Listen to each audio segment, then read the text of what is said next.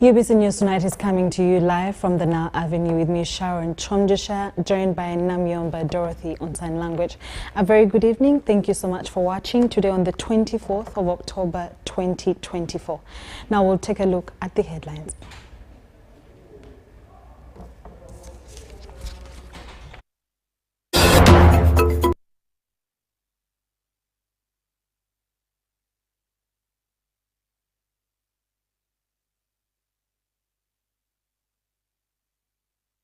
We're so sorry about that, Misa, but today President Sharon Museveni has emphasized the importance of Swahili language as a tool for national unity and urged Ugandans to embrace the language as a bridging factor that connects diverse cultures and backgrounds.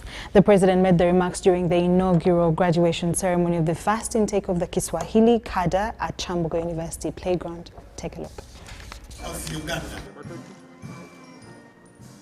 In a nation rich in tribal and cultural diversity, a common language that transcends tribal boundaries is crucial to facilitate communication and represent inclusivity. These were the words that dominated President Museveni's speech during the graduation ceremony of the first intake of Kiswahili cadre at Chambogo University. Chini kule mbele ni muhimu sana kwa nchi yote, kwa Waganda wote, na kwa wana East Africa wote kujifunza Kiswahili, kwa sababu Kiswahili sio lugha ya kabila. Kiswahili is not a tribal language, sio lugha ya kabila moja, lakini lugha ya Kiswahili haina ubishi, haina ubishi. Olulimi lwa Kiswahili terulina mpaka nnyo, kubanga si lulimi lwa gwanga gundi ne gundi, no. The first Deputy Prime Minister Rebecca Alitwala Kadaga says Swahili adaptation is a bold step towards unity, collaboration and strengthening ties with the wider East African community. This, she says, will act as a tool of regional integration. What is exciting today is that when I went to Parliament to report that the Cabinet had decided that we start teaching of Swahili in Uganda, there was a mistaken view that we are going to stop Ugandans from speaking their languages and speaking English and take on Swahili. But today, this activity has notified that these people are speaking their languages, they're speaking English, they're speaking Swahili, they will soon learn French. There is a lot of demand in the country for Kiswahili lessons. One of the reasons is that our citizens are finding challenges when they look for jobs in the region. Some of them are failing to get these jobs because they lack the Kiswahili language knowledge.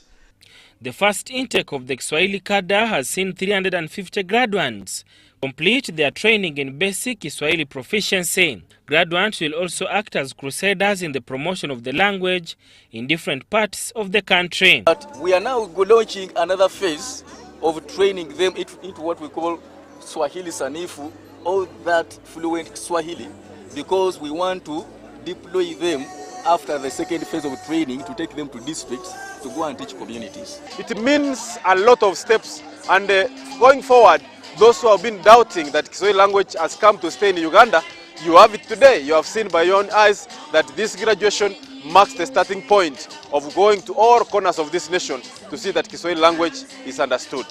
The UMCAT School of Journalism will spearhead the teaching of the language in Kampala and other parts of the country as an awarding institution. I want to thank you once again for supporting private public initiative like this one. And we pray that, as I conclude, that this will continue when you bring in more private partners to see that the agenda for developing our country like this one is advanced more and more. The MOU that we intend to sign with the NRM government, the East African community, and probably the government of Uganda, it's meant to take Kiswahili to another level. You know, Kiswahili is a language that will be bringing all languages or tribes together. Sada Mubale, UBC News, Kampala.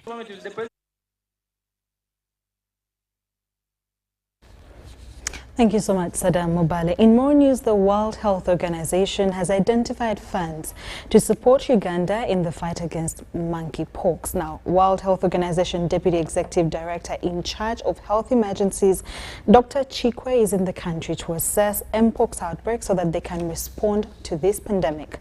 Dr. Chikwe today paid a courtesy call to the Prime Minister of Uganda, Robert Nabanja. Uganda first detected a case of monkeypox on the 24th of July 2024, allegedly imported from the Democratic Republic of Congo. 3 months after the outbreak, 164 cases and 1 death have been confirmed. Of the 19 districts, up to 10 districts are currently in active monkeypox transmission. All regions except the region of Karamoja have reported monkeypox cases. Since the beginning, even before the World Health Organization declared monkeypox a public health emergency of international concern, Uganda, through the Ministry of Health, had taken this outbreak with great concern and seriousness it deserves. It's transmitted by close, intimate contact in different ways. It might be between couples, but it can also be between a mother and a child. So it is in those when it gets into children. Prime Minister Robert Nabanja says the outbreak has affected Uganda's tourism sector. Has a negative implications to our economy, specifically our tourism sector, where nations continue to issue travel advisories to travelers visiting Uganda. This is the expense of our transparency and in working in conformity with the international health regulations. Outbreak. That is why we have this high level mission, and they are coming really just because of solidarity with Uganda and appreciating what you are doing and the whole government. Firstly, is really to acknowledge the leadership of Uganda, not just for Mpox, this outbreak, but you've always shown leadership in the work we do in public health. You know, I can trace it back to the peak of the HIV situation, to every single emergency system. So Uganda is really a symbol. But as the country grapples to combat the monkeypox epidemic, the World Health Organization has set up funds to support Uganda in the fight against the monkeypox. WHO Deputy Executive Director in charge of health emergencies, Dr. Chikwe today informed the Prime Minister Robert Nabanja that WHO has identified funds from the Pandemic Fund to deal with the problem. And you know, you mentioned some support, and we've, I think, already identified some resources, and there are others. You know, working with other partners. Recent opportunity. There's something we call the Pandemic Fund that has devoted some resources to multi-country proposals, and some of that will be dedicated to the response through the colleague. But however, Dr. Chikwe did not disclose how much Uganda will be given to deal with the monkeypox disease. Meanwhile, the government has agreed to lower down the electricity tariff to tea processors to 5 cents to allow the sector revamped from the current tea crisis. The State Minister for Energy, Opoloto Okasai, made this commitment today during a meeting with the tea farmers, processors, and the Prime Minister of Uganda, Robert Nabanja. In February, we shall have a tariff which is favorable for tea production. The Premier convened a meeting following a directive from the President in order to avert the tea crisis in Uganda. The President is concerned that Uganda's tea is fetching the lowest price on the international market, resulting from poor harvest by the farmers and high cost of the power. We are looking at, the crisis we have now is the issue of price. The tea farmer is getting such a raw deal, 200 shillings a kilogram. We must address that because the people who are involved in the tea are collapsing. The critical driver of price in a market is quality. Let's not beat about the bush. what drives the quality of leaf and the product at Mombasa? It is the fertilizer, even if you take 2 bags. And so we all agree in the cabinet that we should have a tea policy to regulate tea farmers. Uganda has 35 tea factories, but 2 factories have since closed shop because of the high cost of electricity. Farmers in Uganda have also planted 50,000 hectares of tea.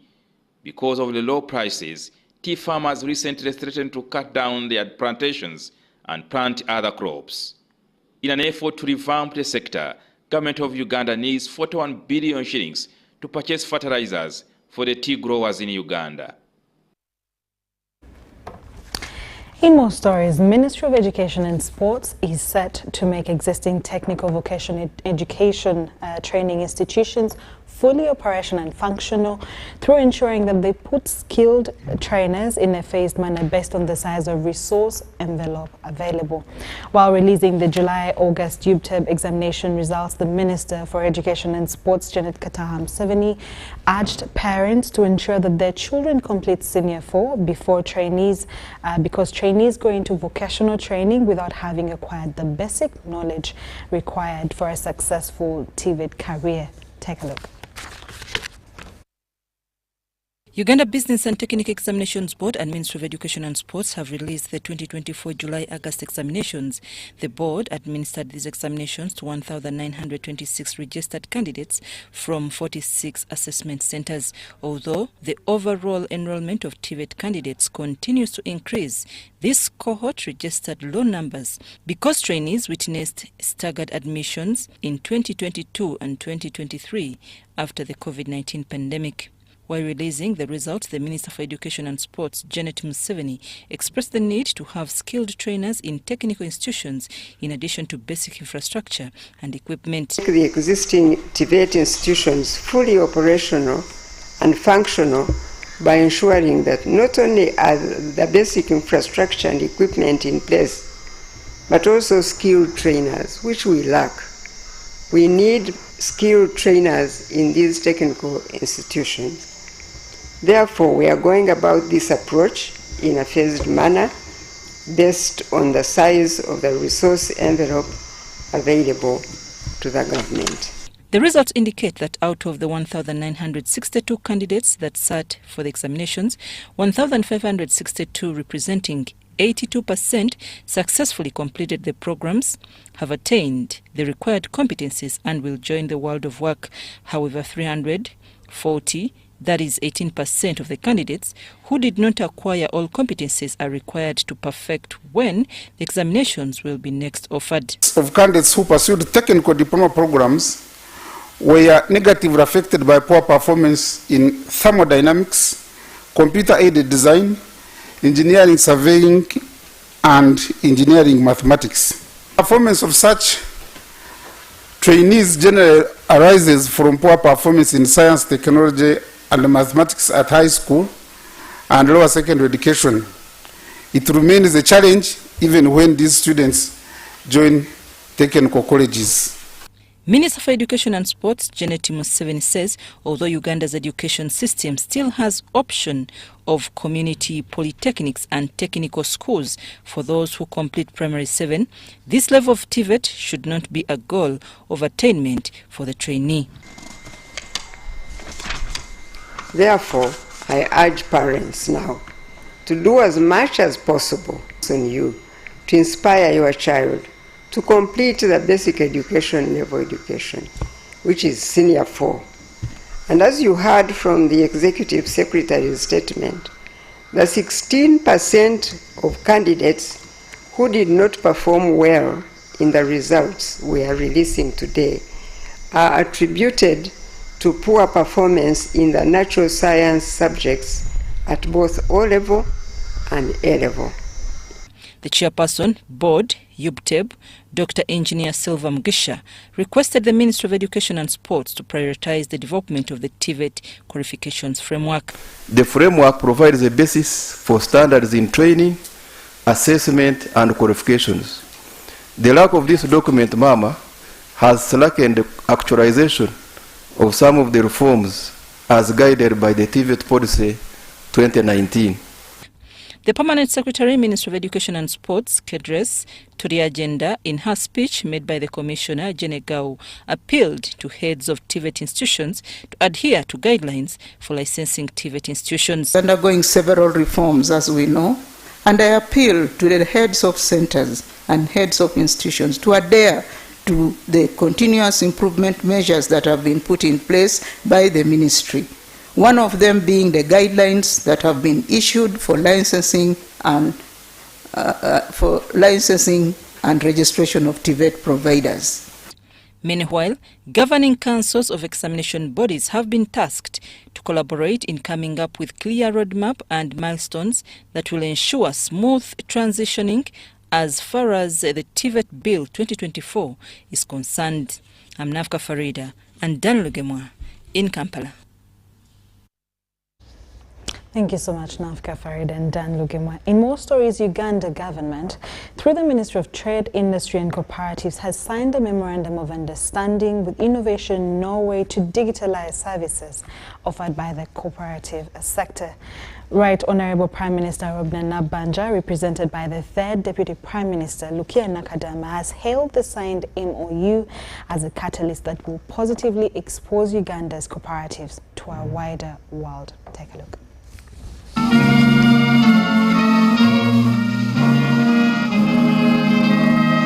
The signed memorandum of understanding between the Ministry of Trade, Industry and Cooperatives and Innovation Norway seeks to offer a platform for cooperatives to connect with buyers globally and bypass geographical limitations. Prime Minister Robina Nabanja through Rukia Nakadama says the initiative will increase the sales and revenue potential of cooperatives sector. In today's fast-changing world, innovation is essential to remain competitive. Norway's expertise in technology and digital solutions can help us bridge the gap in areas such as health, education, and industry. We expect this partnership to create over 10,000 jobs in the next 3 years and increase Uganda's export earnings by 20%. Prioritize capacity building, trainings, and skills development for cooperative society members. The Trade Ministry says digitalization of cooperatives will make it easier for good performance checks of the cooperative sector, foster information sharing, optimize production and marketing strategies. By incorporating Norwegian technology and expertise, we introduce cutting-edge solutions that will enhance the value addition to our products, particularly in agro-processing and other key sectors. This is crucial for leveraging Uganda as a regional hub for high-quality value-added goods. The deal will also see Uganda's cooperatives access cheap credit at a subsidized interest fee of a single digit. But now we have an advantage that through this partnership, the Norwegian government is going to assist the cooperatives access money at an interest rate of a one-digit figure. But also the reporting system has been a problem to the cooperatives. But now, with the digitalization, reporting shall be very, very adequate and timely. Wakandi, a Norwegian-based financial technology company, is the one that will perform the task of offering a digital platform for Uganda's cooperatives sector. To fast-track this, it also opened up its office in Kampala. We digitize the cooperatives. We try to do things differently. We don't charge them a high license cost and then we run away. We don't sell them an expensive system and then we leave. We stay around together with close partners. This is a software that has been developed specifically for cooperatives. Crispus Arinitwe, UBC News. Top leaders from Kenya's ruling United Democratic Alliance have established a working agreement with Uganda's National Resistance Movement aiming to share knowledge and experience, particularly in the areas of politics and development. This partnership was formalized during a meeting held at the NRM Secretariat in Kampala District. The party has a very close relationship with government. Yes, we know the government system starts from the president up to the local village level. The party also starts from the national chairman up to the branch, which is the village. These were among the opening remarks from the NRM Secretary General, Right Honourable Richard Odong, as he welcomed the delegation from Kenya's UDA party. My challenge and the challenge of our party right now is to make this party succeed one presidential elections of the term or two presidential elections. We want to institutionalize a party that will stand the test of time. With the NRM guiding Uganda towards greater developmental strides, UDA officials are keen to learn how they can enhance their political strategies. And the ideology that is usually expounded by His Excellency Honorable Yoweri Kaguta Museveni. When in Kenya, at the point when President Museveni goes live on our TVs, I think everybody is watching. And there is never a day you will not learn something. Then the software are things that handles unity among people, handles challenges of poverty in households. And that has been our biggest battle, which we are still running up to now. We are concentrating in fighting household poverty from the grassroots. Participants from both sides emphasized the importance of dialogue and collaboration, expressing a mutual desire to work together closely. I believe these two parties, UDA and NRM, are actually geared towards labor-intensive investment. NRM has survived for a long time. What advice will you give us, the UDA party, to survive as well? Or what mechanism are you using? But something I've seen in this party is that the pilots are the old people.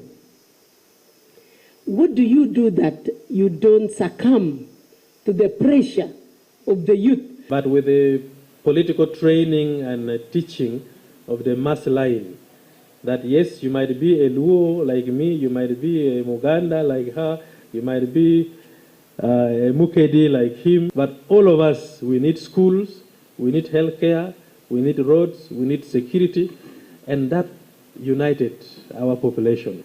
That we left the history of division and history of all those crises.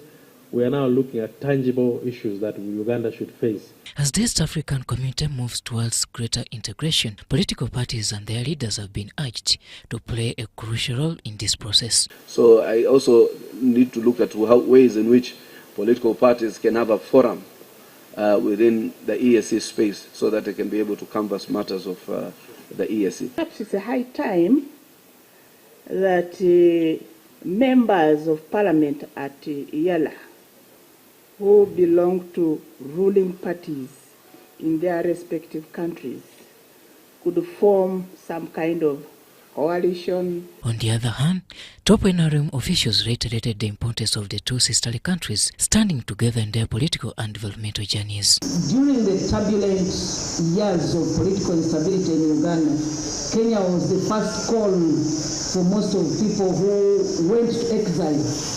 The Ugandans that were running from this place, including our president and others, Kenya was the first point of contact. The UDA delegation was accompanied by the Kenyan Commissioner to Uganda. Kenya and Uganda are each other's biggest trading partners. In fact, without Uganda, Kenya, I don't know how we'll survive, because then the port of Mombasa will collapse. The meeting was also attended by a section of members of parliament from the East African Legislative Assembly, Yala, from both Uganda and Kenya. Robert Nyango, UBC News. As he concluded his two-day visit to Uganda, the International Olympic Committee President Thomas Bach was hosted to a state dinner by the State Minister for Sports, Peter Ogwang, and the National Council of Sports, where he was appreciated for the momentous visit and the support to Ugandan athletes. At the same dinner, 10 acres of land were donated to the World and Olympic record holder Joshua Cheptegei for the development of an Olympic village and a sports center.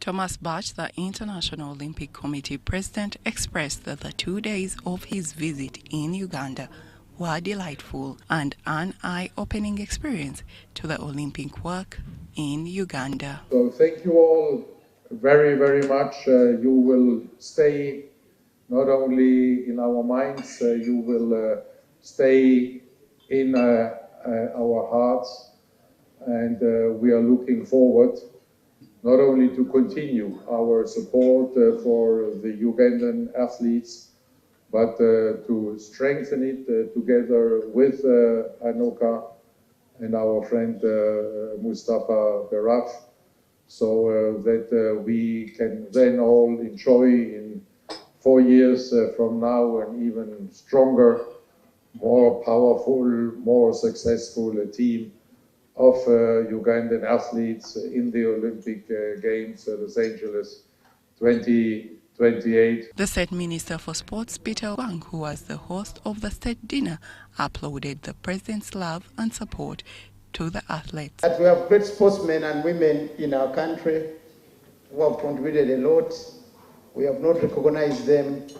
I call upon the Chairman of National Council of Sports and Commissioner Duncan Mugumya from PACE. I want an inventory of these great sportsmen and women, and we see how we can recognize them as a country, Uganda, for their efforts they have done for our country. We pledge as the team at the UOC to continue promoting Olympism in this country, to continue working on the various projects that we have, like the Game Connect and others, to ensure that the youth of this country reach their full potential through the programs that we work at the Olympic Committee. So my pledge to you and the team is that as you leave, we're going to have redoubled energies, because you choosing Uganda is not something we take for granted. I know you are always supportive of all programs in Uganda, and I want to say that we are also a good and focused lot, even up to now. We have a very focused National Olympic Committee. Uganda is a very, very unique one, and we've pushed, I think now, over 10 years of this kind of partnership, where we have intentionally said that we have to work together to ensure that sports in our country succeed. In the same spirit, Government Chief Whip Hamson Obua and the guest of honor at the dinner said this visit has given hope to the growth of the Ugandan sports community. That on behalf of the government of the Republic of Uganda, under the stewardship of General Yoweri Kaguta Museveni, whom you met, the President and the Fountain of Honor, your visit to Uganda gives us hope. Your visit to Uganda gives us faith in the future, because in the history of IOC, you are the first IOC president to visit the Republic of Uganda. By stepping foot in the soils of the Republic of Uganda, you have expanded on our bragging rights as a sporting nation at the Olympics level. From this point henceforth, I can give you assurance that Uganda will remain a sporting nation that will come to the Olympics to break records, to set records, and to continue being world record holders. At the same function, Mohamed Segonga, former FIFA referee, donated 10 acres of land in Nakasongola to world and Olympic record holder Joshua Cheptegei to advance his ambitions of building a top-class sports facility. I'm here to make a simple donation of 10 acres of land immediately tomorrow to Joshua Cheptegei to come up with the Cheptegei Olympic Village. The land is exclusively meant to establish an Olympic Village in the name of Cheptegei Olympic Village in honor of the iconic performance Joshua Cheptegei. It should serve as one of his legacy projects and an inspiration to future generations. After engaging with Ugandan athletes, officials, and witnessing impactful sports initiatives, the International Olympic Committee President Thomas Bach departed for Kenya, continuing his African tour. The acting executive director of the Kampala Capital City Authority, Frank Russe, has announced the establishment of an internal criminal investigations department at the authority to combat corruption within its workers. The move aims to restore KCCA's reputation, which has been tarnished by persistent corruption allegations. He revealed this while addressing the media on the priorities from the authority in the second quarter of the financial year 2024-2025. For years, KCCA has been ranked among the most corrupt government entities, according to the Inspectorate General of Government. However, to curb the situation, the acting executive director of KCCA, Frank Russe, has revealed that there is a criminal investigative department unit that has been set up at City Hall to have the authority gain back its dignity. Set up a CID unit inside KCCA, led by an assistant commissioner of police. That unit is manned by about 6 officers, senior officers. This CID unit is going to be doing internal investigations. Russe highlighted ongoing issues, particularly in Chitezi, where residents affected by a recent garbage slide will soon receive compensation. I have been to those places about maybe 5 times in the last couple of weeks, and we have been giving our people reassurances that KCCA cares for you, and we are here to make sure that we deal with these issues. And slowly, we are sure that if we continue, we will have them resolved.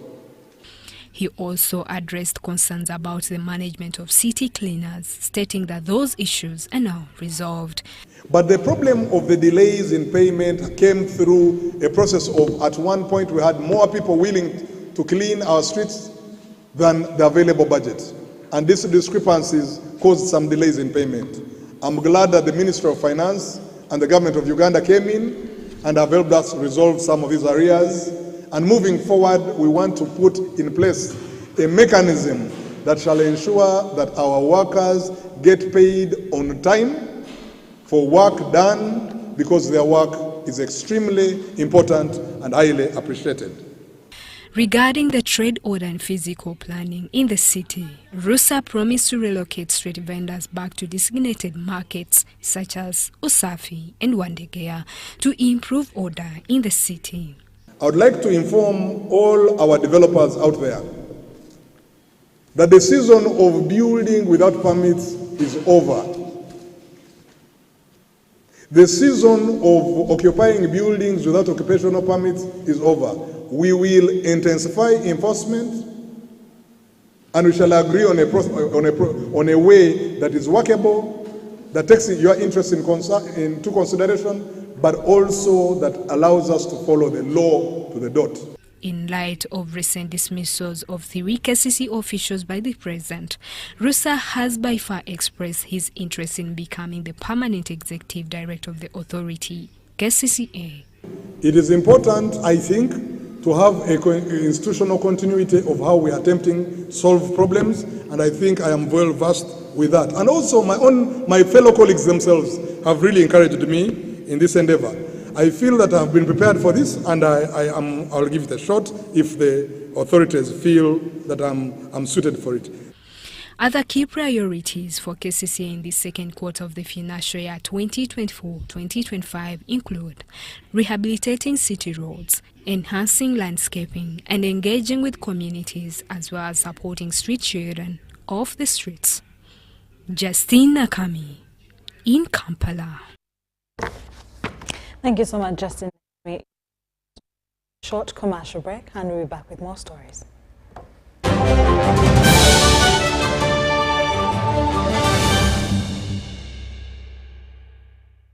There is only one rule you must follow in order to be a winner. Number 1, defeat the undefeatable. You, step forward. I want you to box the air until it falls down. I'm not seeing it falling in. You see it falling in. Winning is hard, but with MTN Momo, it's easy. Simply pay or shop with Momo for a chance to win mobile money every day. Use the Momo app or dial *165*3#.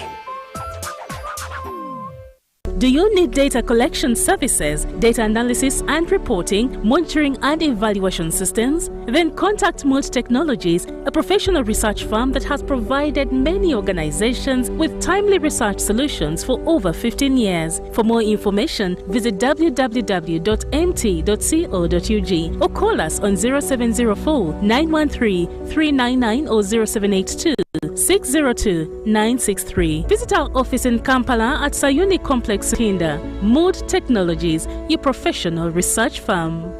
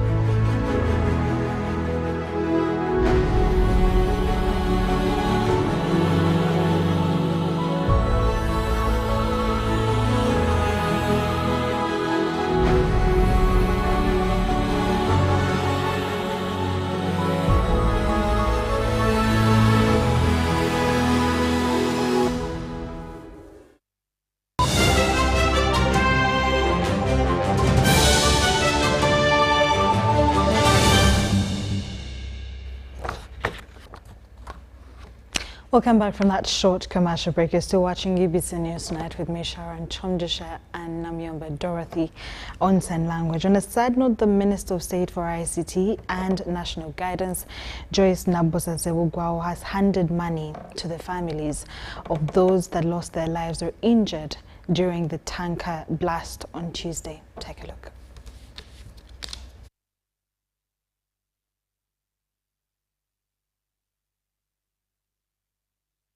The Minister of State for ICT and National Guidance, Joyce Nabosa-Sebugwao, visited families whose loved ones sustained injuries in a fuel tanker blast and handed them 1 million shillings each to cater for their bills while in the hospital.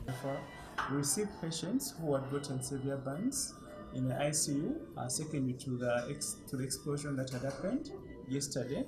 Currently, we have 4 patients in Children's National Referral of the ICU intensive care unit, and others are receiving care in HDU. As already talked about, that our patients are under sedation because some of them have severe inflammation, so some of them have inhalation burns, so they have severe edema, and because of that, we've had to sedate them so they can get more critical care. Tubadde tuzze okulaba ku bantu abayidde omuliro nga guva ku mafuta. Ekimotoka ky'amafuta ekyagudde ne kikwata omuliro ne kyokya abantu baffe bangi, 15 ne bafa, 11 bafiiriddewo n'abalala ne bagenda nga bafa. Total number ne tukadda ku bantu 15. Tubadde tuzze okulambula kwabo abakosebwa ennyo. Abamu bali mu ICU, abalala bali ku bitanda wano Kiruddu. During her visit, the minister commended the doctors for the tremendous work they are doing in ensuring the recovery of the fuel tanker victims. Agala okusooka okwebaza abasawo okuba nti bakoze kyonna ekisoboka okulaba nga bajjanjaba abantu bano. Eddwaliro lya Kiruddu linsanyusizza nnyo, liyonjo nnyo okusinga bwe mbadde ndowooza. Bayonjo nnyo. Mu ICU wayonjo nnyo ne mu malwaliro wonna walungi ddala. Era abasawo bakola kyonna ekisoboka okulaba nti bajjanjaba abalwadde bano. Tuzze wano nga tutumiddwa Pulezidenti w'eggwanga lino General Yoweri Kaguta Museveni nga yatumye okujja okulambula ku bantu be bano abayidde omuliro. Ate era n'okutuusa obubaka bw'abaweereza obwa miliyoni emu buli mulwadde, era bamaze okuzifuna bonna abali wano Ekiruddu mu ddwaliro. It will be remembered that on August 2024, in another similar fatal incident, 1 person died and 2 others succumbed to injuries after a fuel tanker overturned and caught fire in Rukungiri district. This serves as a reminder of the repercussions associated with fuel accidents. Charity Marion Imnat, And Mike Bakavlindi for UBC News. Our hearts go out to all those that lost their loved ones and the ones that are still taking care of those that are stuck in hospital with very severe wounds. Now, on another note, Parliament has considered a report to allow a 3-year transition period for the Uganda Coffee Development Authority as it fulfills the agenda of rationalization. This was after a heated debate after a section of the opposition members resisted the transfer of the functions of the UCDA into the Ministry of Agriculture.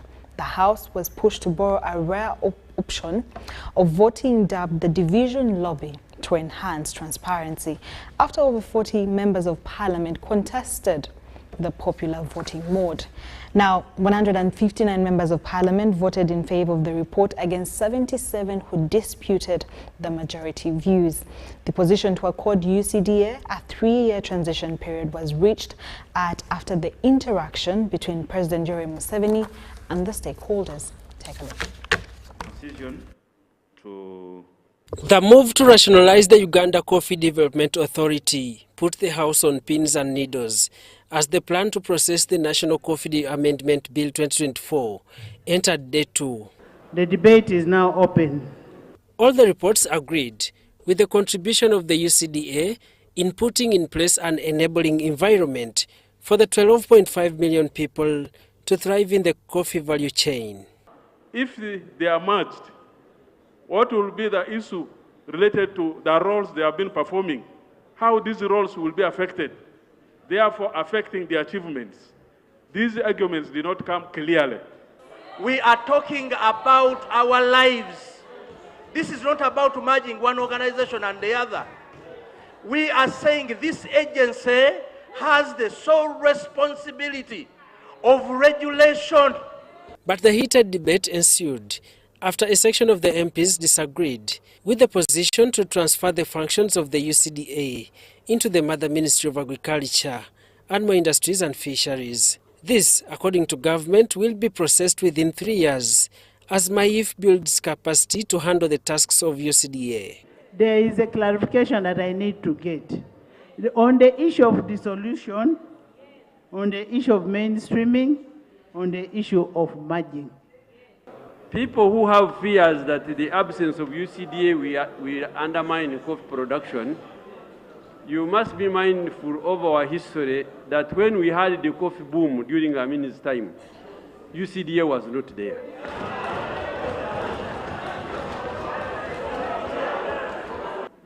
When people are transforming automobiles into electricity, you cannot say I maintain a diesel engine because it is working. It is spending much money.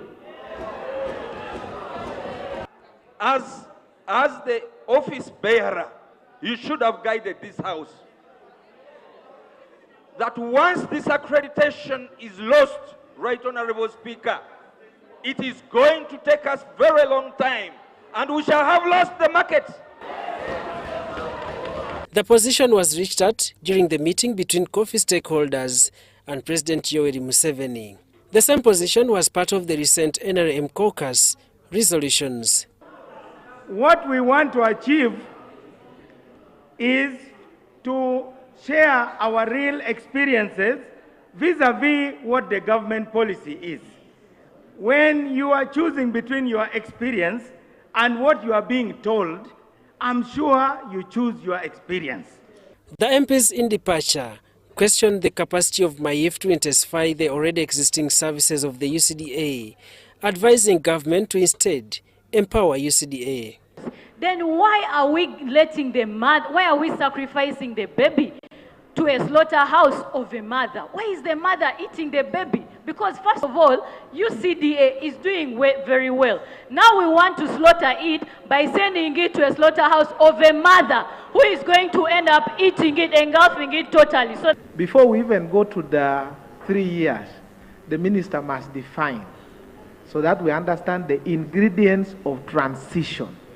What is it when you say transition? The Minister of State for Animal Industry, Bright Ramirama, told the House that the 3-year transition period will allow no mistakes endangering the coffee value chain. He says the transition period will be supervised thoroughly. And because stakeholders seem to have been misinformed by dissenting views, government decided to allow 3 years transition to make sure that the stakeholders' concerns are flagged so that we move forward. The Speaker of Parliament, Anita Among, after a thorough, heated debate, first had time to proceed to the second reading of the National Coffee Amendment Bill 2024 after the dissenting MPs contested the results from the question she put for the House to consider the report of the Agriculture Committee. Those in favor say aye. Aye. The ayes have it. Coffee Amendment Bill 2024.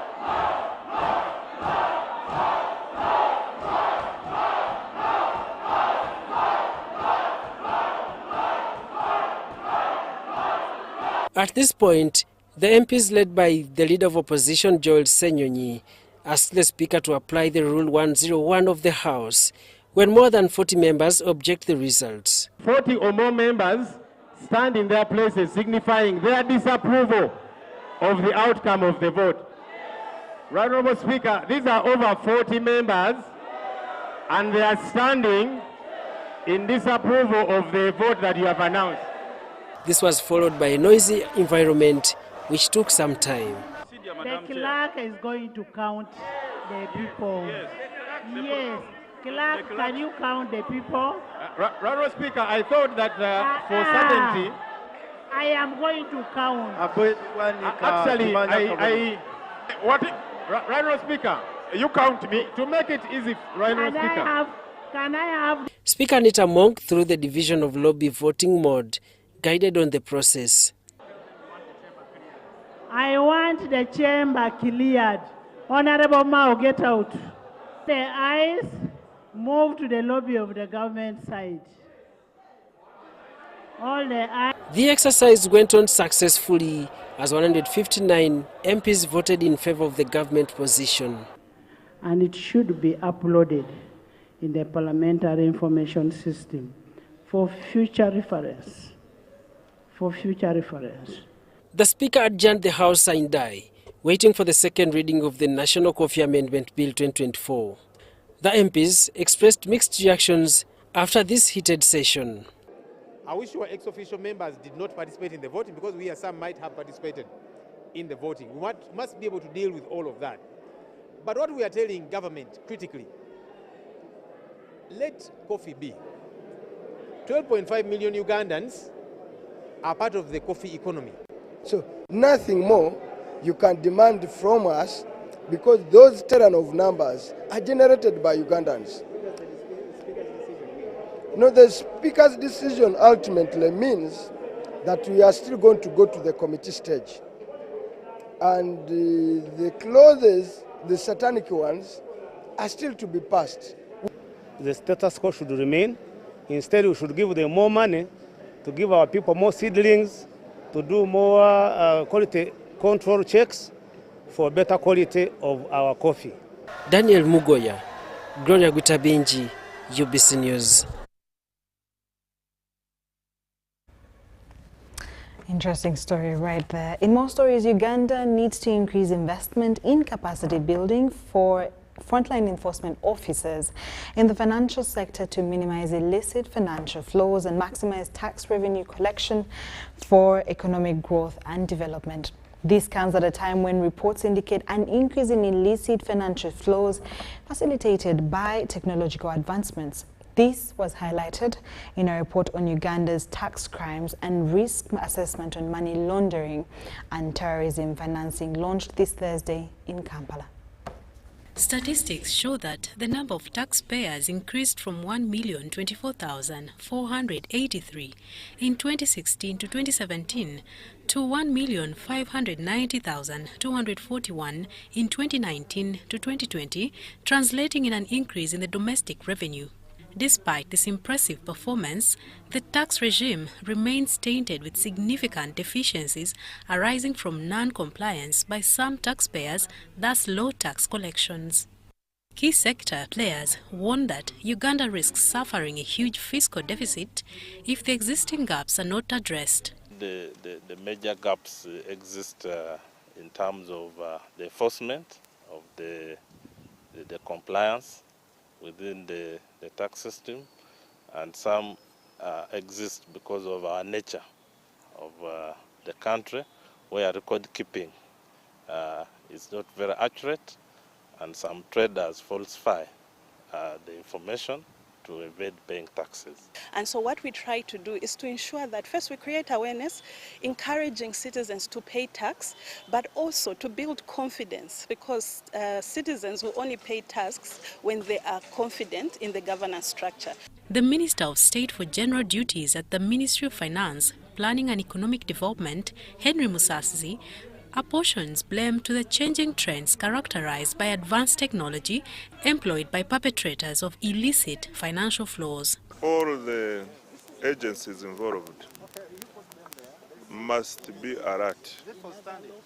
The law provides for reporting agencies, and also we have the anti-money laundering task force, which brings together many agencies. Now all these actionable points which this report identifies, and also other initiatives we have made, we need to make sure that they are implemented. If you are an accountable person for money laundering purposes, do your job. An accountable person, I mean the lawyers, the accountants, etc. extra. If you are SB, there are requirements we have given you. So can we make sure that whoever is responsible does the job right? Yes. Minister Musasizi now wants government to deliberately invest more in capacity building for enforcement, but also investigations to expose those fueling illicit financial flows. When there is a risk that the financial system is susceptible to money laundering, some of the investors may cast some doubt. So to bring confidence in the financial system, you must have robust measures that combat money laundering. All this came to light during the launch of a report on money laundering and terrorism financing tax crimes and proceeds risk assessment for Uganda. Mario Nawori and Adia Nakuti for UBC. The Intergovernmental Authority on Development has reiterated the need for all peace-loving Africans to come on board in advancing peaceful coexistence. The IGAD Executive Secretary, Dr. Wakne Gebeyehu, says that the role of the media is to keep this quest calling on journalists to report more on promoting peace. This was during the 2024 IGAD Media Awards in Nairobi, where Kenya's Cabinet Secretary for Environment and Climate Change, Aden Duale, called for responsible journalistic reporting for regional peace to all. Ladies and gentlemen, the first winner in the TV category, an announcement that caused emotions, leading to a handshake, is Henry Okurut from UBC TV, Uganda. Appreciating excellence, UBC's Henry Okrut and Catherine Nambi were being honored alongside other regional journalists. Awards 2024. To award them was Kenya's Cabinet Secretary for Environment, Climate Change and Forestry, Aden Duale. The story behind these milestones focused on costs incurred at all levels when there is no peace and resettlement package made for ex-combatants. But behind these honors lay a challenge that rotates around promoting development, peace. Let this be the continuation of our new and more influential stories, inspiring our region to the world, telling the other side of our region. Let us continue to join, highlight the stories that matters, the stories that build the future. A lot of stories about peace and harmony have been reported about, but more are yet to be made public for the audiences to appreciate. This was the challenge that officials put to journalists. You craft these stories that collectively uplift the communities and make that notion of peace security and development not just dreams, but unachievable realities. Stories told through you remind one that even in the face of adversity, hope is alive. Media is the lens through which our people see their world and the bridge that connects citizens with governments. It is through informed journalism that we ensure transparency, accountability, and above all, the voice of the voiceless is heard. From Ethiopia to Kenya, Uganda to Somalia, Sudan to South Sudan, and Djibouti to Eritrea, the role of media in fostering peace remains paramount. Part of your role is not just to hold the government accountable, to hold the region accountable, it's to hold partners like us accountable. You are the eyes and ears in the field. You know what's going on. You know what is happening. We encourage you to continue to ask us the tough questions, to inform us about what's happening in the field. Journalists are not just observers. They are participants in the process of peace and nation building. Gloria will now receive her award from Distinguished Excellencies. The 2024 IGAD Media Awards were held under the theme, Inspiring Peaceful, Secure, and Inclusive Futures. Justine Nakami, UBC News.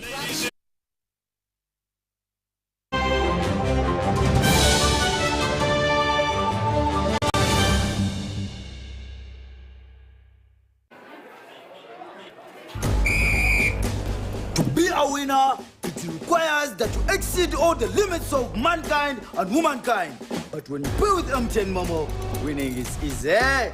Simply get your phone and use the Momo app or dial *165*3#, enter merchant code, enter amount, enter your Momo PIN, and pay.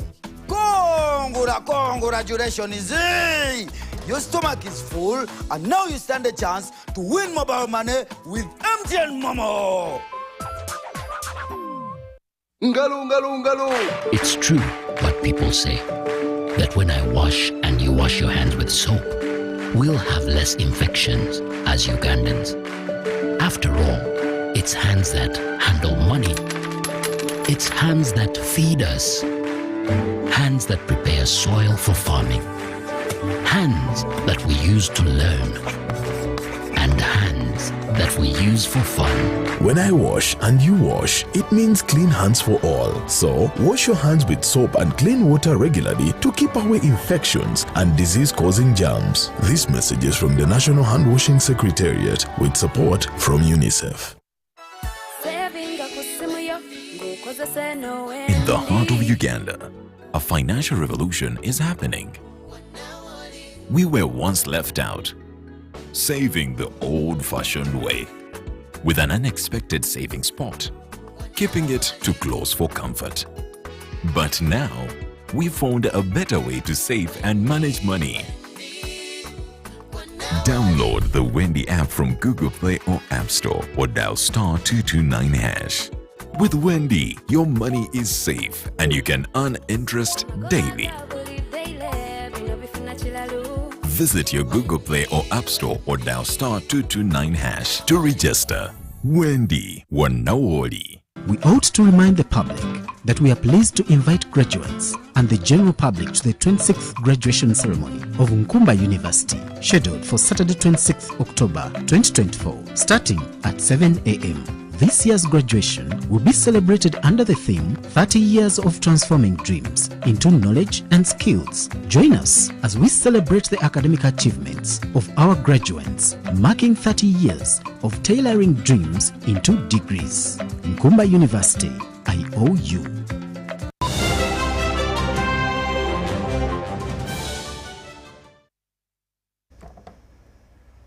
That's all we had for you this hour. Do join me later on at 10 p.m. for more news coming your way. My name is Sharon Kyomugisha with Namyomba Dorothy on Sign Language. Stay tuned for more programming on UBC TV, Inspiring Uganda.